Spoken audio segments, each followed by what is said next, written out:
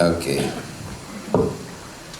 परमेश्वर को धन्यवाद देते हैं, उसकी आराधना करते हैं कि सनातन परमेश्वर ने हम सबको ये विशेष अनुग्रह दे दिया है कि एक बार फिर आज के इस पवित्र पुनरुत्थान के दिन में हम सब परमेश्वर की आराधना में अपना बहुमूल्य समय गुजार सकते हैं। हम प्रभु परमेश्वर को धन्यवाद देते हैं। ऐसा एहसास होता है कि 2024 के बचे हुए और 25 में बहुत से प्रभु के जो पवित्र लोग हैं उन्हें प्रभु अपने पास बुला रहे हैं। ये दुखदाई संदेश नहीं है, सुखदाई संदेश है, क्योंकि 2025 और इसके बाद के पड़ाव में जिस तरीके से धरती के अंदर में महामारियों का दौर, भूकंप का दौर, विनाश और लड़ाइयों का दौर चलेगा, इसलिए प्रभु यीशु अपने दोबारा आने के पहले अपने संतों को, जिन्होंने अपनी सेवा पूरी कर ली है, उन लोगों को वह अपने पास शांति में रखने के लिए बुला रहा है। और वो नहीं चाहता है कि आगामी वर्षों में जो भयंकर परिस्थितियां धरती पर हो रही हैं उनमें ये दुखी हो गए, क्योंकि ऑलरेडी उन्होंने एक बड़ी सेवा दी है और परमेश्वर की दृष्टि में उनका सेवा काल खत्म हो गया है। ऐसे समय में परमेश्वर पवित्र लोगों को अपने पास शांति के साम्राज्य में यीशु के दोबारा आने के पहले के समय तक उन्हें विश्राम में ले जा रहे हैं। और जिन्हें परमेश्वर पिता ने एक विशेष सेवा दी है जो अंतिम दिनों के लिए है, उनको सुरक्षित रखना परमेश्वर की आवश्यकता है, ज़रूरत है। और शेष जितने भी सेवकदार हैं उन्हें अपने जीवन को अगले पड़ाव में सुरक्षित रखने के लिए लापरवाही नहीं बरतना है। यदि सेवकों ने भी, याजकों ने भी परमेश्वर की सलाह नहीं मानी और वे यूहन्ना और याकूब और पतरस की तरह ये कहते रहे कि हम 3 मंडप बनाएंगे, तो अपने द्वारा बनाए गए मंडप के प्रोजेक्ट को लेने के समय हम समस्या का सामना कर सकते हैं। ऐसे समय में हमारी ज़रूरत होती है कि हम उसकी सुने जिसको सुनाने के लिए प्रभु परमेश्वर ने धरती पर भेजा है।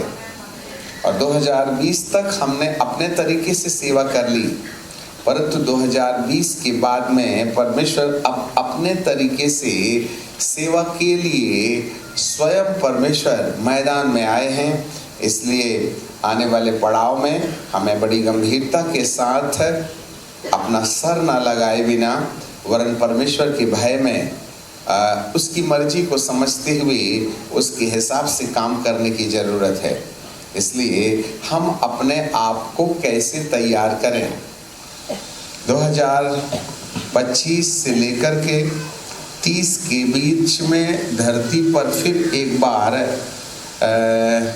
ऐसी महामारियों का दौर होगा जिस महामारियों के द्वारा हम धरती की 2 अरब जनसंख्या को खो देंगे, 1/3, 1/3 पॉपुलेशन 2030 के अंदर तक। तो ऐसे समय में हमें बड़ी सावधानी बरतनी है। इसको थोड़ा सा करो ना। हमें बड़ी सावधानी बरतनी है और बड़े डर और भय में परमेश्वर की उपस्थिति में हमको चलने की ज़रूरत है। हम कैसे, जैसे कि बाइबल में लूका रचित बार सेट मत करो, एक अच्छे से सेट करो थोड़ा सा। लूका रचित सुसमाचार, ठीक है, लूका रचित सुसमाचार और उसका 21वां अध्याय और 21वें अध्याय के 34वें पद में बाइबल हमें बताती है, सावधान रहो, पीछे से उठा लो, सावधान रहो, ऐसा ना हो कि तुम्हारा मन खुमार मतवालेपन और जीवन की चिंताओं से सुस्त हो जाएं। खुमार मतवालापन और जीवन की चिंताओं से सुस्त हो जाएं और वह दिन तुम पर फंदे की नाई अचानक आ पड़े। वह दिन कौन सा दिन? एक दिन है जो फंदे की नाई आ रहा है, क्योंकि सारी पृथ्वी के सब रहने वालों पर इसी प्रकार आ पड़ेगा। जरा ध्यान दीजिएगा, सारी पृथ्वी के सब लोगों पर ये फंदा आने वाला है। इसका बीच बचाओ कि खुमार, मतवालापन और जीवन की चिंताओं से सुस्त न हो जाना, और वह दिन तुम पर फंदों की नाई अचानक आ पड़े, क्योंकि सारी पृथ्वी के सब रहने वालों के ऊपर इसी प्रकार आ पड़ेगा। The world is going to be suffer। पर चेलों को वो कहते हैं कि तुम पर भी आ सकता है, इवन तो तुम मेरे शिष्य हो। तो प्रभु की शिष्यता पाने से फायदा ही क्या हुआ? याद रखें, प्रभु की शिष्यता पाने के बाद भी हमें प्रभु की उन शर्तों को मानना चाहिए जिन शर्तों के द्वारा परमेश्वर हमारी रक्षा कर सकते हैं। और यदि उसमें किसी प्रकार की देरी होती है तो वह अपने भक्तों को भी छोड़ने में देरी नहीं करेगा। और यही कारण है 2021 में बहुत से याजकों को अपनी यात्रा पूरी करनी पड़ी। बाइबल का परमेश्वर हमें यहाँ कहता है कि संपूर्ण पृथ्वी के ऊपर एक विपत्ति के संकेत मिलते हैं, इसलिए वह संतों को अपने पास इकट्ठा कर रहा है जिनकी सेवा पूरी हो गई। इवन दो सेवा के पूरे होने के बाद उन्हें परमेश्वर जीवित रख सकता है लंबे समय तक, परंतु वह उन्हें धरती पर रहने इसलिए नहीं देना चाहता है कि वे आने वाले दिनों में आने वाले पड़ाव से के सामना ना करें, उनका मन दुखी ना हो। Because already they have paid the price, they have finished their task। इसलिए उनको परमेश्वर अपने पास बुला रहा है। और 2025 में आप सुनेंगे बहुत से संत लोग धरती से रवानगी ले रहे हैं। यह उनके लिए सजा नहीं है, वरन उनके लिए सुख का समय है, जिससे कि वे आने वाले दिनों में सफ़र करते रहेंगे। सफ़र ना करें, तकलीफ में ना जाएं। तो इससे ऐसे पता चलता है कि जरूर भविष्य हमारा जो जीवित हैं उनके लिए बड़ा डरावना है। पैदा होके गलती हुई है, उसका कोई पश्चाताप नहीं है। जहर खा के मारोगे तो नीचे परमानेंट हो जाओगे। अब ऊपर जाना है तो बंदोबस्त करना ही पड़ेगा, नहीं तो तकलीफ होगी। आपके मन से मंडप बनाने से धंधा नहीं चलेगा, डांट खाओगे ऊपर वाले की। हमें समझना पड़ेगा कि वो क्या बोलता है।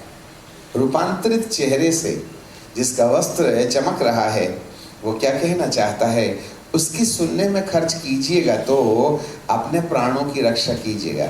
आगे क्या लिखा हुआ है, हर वह सारी पृथ्वी के सब रहने वालों पर इसी प्रकार आ पड़ेगा, इसलिए जागते रहो। नंबर 1 कि सोना बंद कर दें? ना ना ना, ये शारीरिक रीति से सोने की बात नहीं है, आत्मिक और मानसिक रीति से परमेश्वर की आवाज को सुनने के विषय में सोना नहीं महंगा पड़ेगा। मैं आपको डरा नहीं रही हूं। इसलिए जागते रहो और हर समय प्रार्थना करते रहो कि इन सब आने वाली घटनाओं से बचने। आने वाली घटनाओं से बचना ये पहला एजेंडा है, और फिर इसके बाद में मनुष्य के पुत्र के सामने खड़े रह सको। मनुष्य के पुत्र के सामने खड़े रहने का मतलब है प्रभु यीशु मसीह का दोबारा आगमन, the second coming of Christ. तो इससे ऐसे पता चलता है कि प्रभु यीशु के दोबारा आने से पहले जरूर कहीं ना कहीं एक भयानक घटना का संकेत है, जिससे बचने का उपाय सबसे पहला एजेंडा है। सबसे पहला एजेंडा ये है कि हम आने वाली घटनाओं से बचें। और दूसरा एजेंडा ये है कि हम जीवित रहेंगे तभी ना देखेंगे और फिर मनुष्य के पुत्र के सामने खड़े रह सकें। इस तरीके से ये दो अंतिम दिनों के संकेत हैं। और एक और पद हम सिस्टमेटिक नहीं है वरन ऑटोमेटिक है। प्रभु जहाँ ले जाते हैं वहाँ हम जा रहे हैं। एक बात और याद आती है जिसको मैं आपके लिए निकाल के पढ़ना चाहेंगे। थिस्सलुनीकियों की दूसरी किताब है, थिस्सलुनीकियों की दूसरी किताब है और उसका दूसरा अध्याय, 2 थिस्सलुनीकियों चैप्टर 2 एंड वर्स 1 ऑनवर्ड्स। लिखते चले जाएं आप, ठीक है। हमें मालूम है आपका दिमाग कंप्यूटर तो है नहीं कि हम जो बोल दें तो याद रहेगा। हे भाइयों, हम अपने प्रभु यीशु मसीह के आने नंबर 1 और उसके पास अपने इकट्ठा होने के विषय में तुमसे विनती करते हैं। यहाँ पर प्रभु यीशु मसीह के दोबारा आगमन की कहानी है, the second coming of Christ. और आगे लिखा है, हे भाइयों, हम अपने प्रभु यीशु मसीह के आने और उसके पास इकट्ठा होने के विषय में तुमसे विनती करते हैं, किसी आत्मा या वचन या पत्री के द्वारा जो मानो हमारी ओर से नहीं है, अपोस्टोलिक रेवलेशन। यदि किसी के पास प्रेरिताई प्रकाश नहीं है तो गुमराह हो सकता है। इसलिए प्रभु यीशु मसीह के चेले मत्ती 24:3 में कहते हैं, हे प्रभु, तेरे आने का और जगत के अंत का क्या चिन्ह होगा? तेरे आने का और जगत के अंत का क्या चिन्ह होगा? चेलों ने 3 पद में पूछा था कि जगत का अंत और तेरा आना।